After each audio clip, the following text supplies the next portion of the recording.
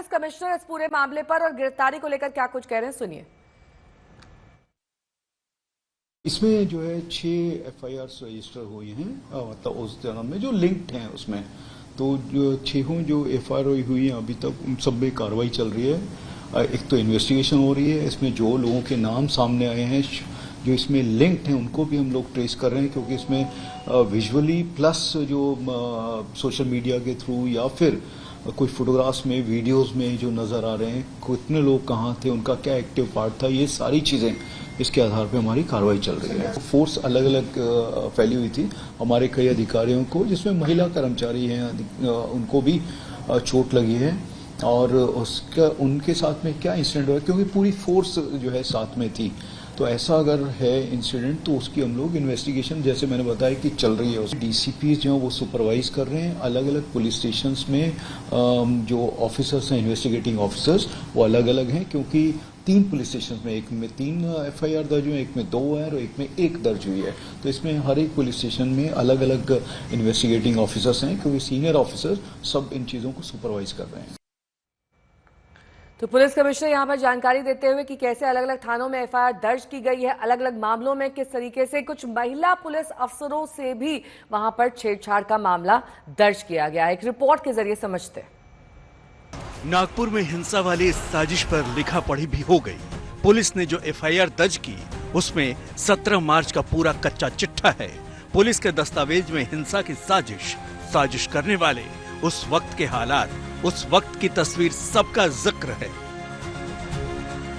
FIR में दर्ज है कि सोमवार को उपद्रवी भीड़ मुसलमानों की थी। इस भीड़ में 500 से 600 लोग थे। सभी पत्थर, तलवार, पेट्रोल बम से हमला कर रहे थे।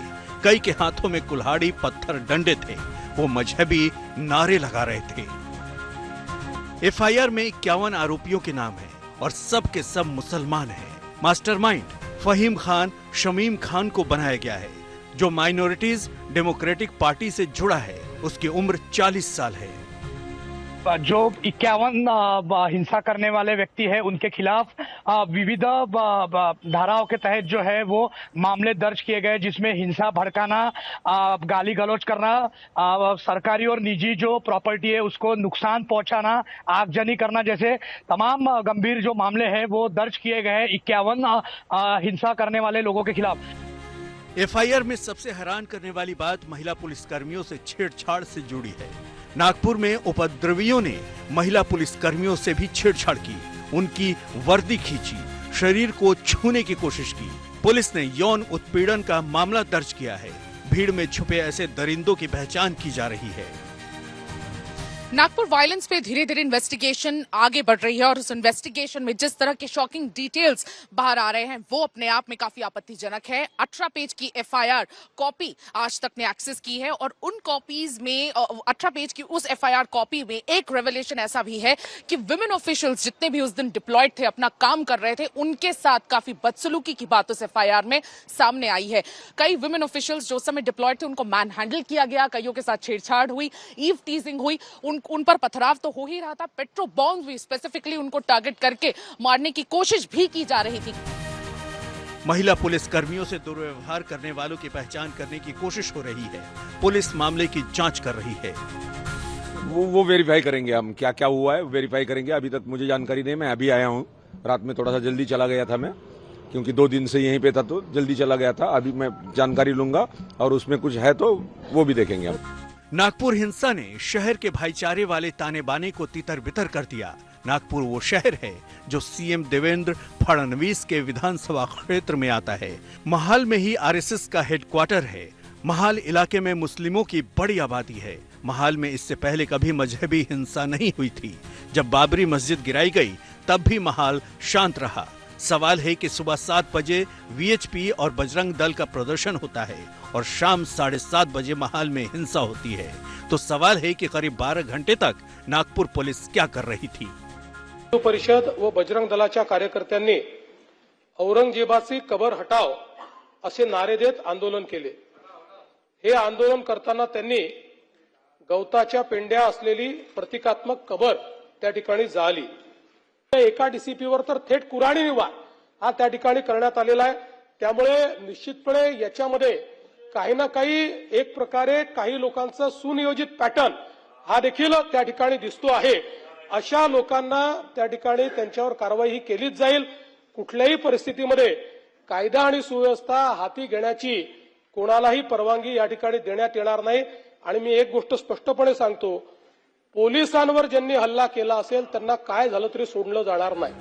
वजह चाहे जो हो, तरीका चाहे जैसा हो, लेकिन इस सच्चाई से नजरें नहीं चुराई जा सकती हैं कि पहले एक समुदाय ने दूसरे समुदाय को भड़काया, फिर अफवाहों के जरिए आग और भड़काई गई और नागपुर पुलिस वक्त रहते आग को काबू करने में नाकाम रही। मुस्तफा शेख के साथ योगेश पांडे, नागपुर आज तक। सुमी पटेल मेरी सहयोगी जुड़ गई हैं तमाम जानकारी के साथ। सुमी, आप लगातार इस मामले को कवर कर रही हैं। जो 18 पेज की एफआईआर है उसकी डिटेल्स के बारे में क्या जानकारी मिल रही है? खासतौर पर जो महिला पुलिसकर्मियों से छेड़छाड़ की बात है, बेहद संगीन मामला।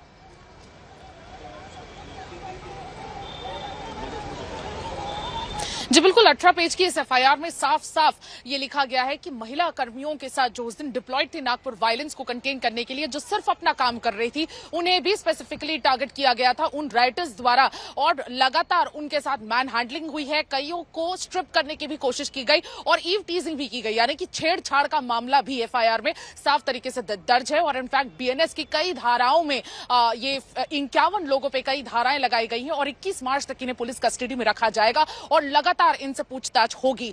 फहीम शमीम खान करके की कॉन्स्पिरेटर इस पूरे मामले में उभर कर सामने आ रहे हैं और कहीं ना कहीं इन्होंने गैरकानूनी तरीके से 50 से 60 लोगों को गणेशपेट पुलिस स्टेशन के बाहर जमा किया था और वहां पर लगातार औरंगजेब के लिए नारे भी लगाए गए थे। तो ये जो बात सामने आई है, ये अपने आप में एक बहुत ही की एक बात है जो सामने आई है, एफआईआर में दर्ज की गई है। और अगेन इन सारे लोगों पे इंटरोगेशन लगातार चल रही है। फहीम खान को ऑलरेडी अरेस्ट कर लिया गया है कल और इनसे लगातार पूछताछ चल रही है और ये इंफॉर्मेशन भी महाराष्ट्र पुलिस कंफर्म कर रहे हैं कि फहीम खान के साथ लगातार पूछताछ करके अब एक नई दिशा मिल जाएगी इस पूरे इन्वेस्टिगेशन। क्योंकि इसके पीछे का मोटिव क्या था, नागपुर वायलेंस के पीछे का मोटिव क्या था, क्यों इतने सारे लोगों को जमा किया गया और क्यों ये कॉन्स्पिरेसी रची गई, कहां से इतने सारे पत्थर आए और इतना पथराव, इतना अग्रेशन क्यों किया गया, ये सारी बातें अब सामने आएंगी। लेकिन ये जो महिला एंगल, महिला पुलिसकर्मियों के साथ जो छेड़छाड़ वाला एंगल है, ये भी महाराष्ट्र पुलिस के लिए अब एक बहुत बड़ा इन्वेस्टिगेशन पॉइंट है। और इनफैक्ट महाराष्ट्र पुलिस ने ये भी हमें कंफर्म किया है कि सीसीटीवी फुटेजेस के जरिए अब सारे उन राइटर्स को स्पेसिफिकली पॉइंट आउट करके आइडेंटिफाई किया जाएगा। ठीक है, मैं लौटूंगी आपके पास। इस बीच हम एक बार दिखाते हैं कि महिला कांस्टेबल्स पर कैसे अश्लील इशारे किए गए, बेहूदी टिप्पणियां की गई, यौन हिंसा की शिकार हुई कुछ महिला कांस्टेबल, इसका एफआईआर में जिक्र है, भारी बदसलूकी की गई, ये बात भी एफआईआर में लिखी गई है। कपड़ा फाड़ने और गलत स्पर्श की कोशिश की गई महिला कांस्टेबल्स के साथ। सुमी मेरी सहयोगी जुड़ गई हैं। सुमी, क्या वो लोग चिन्हित हो गए हैं जिन्होंने ऐसा किया है? सीसीटीवी में उनकी तस्वीर कैद है?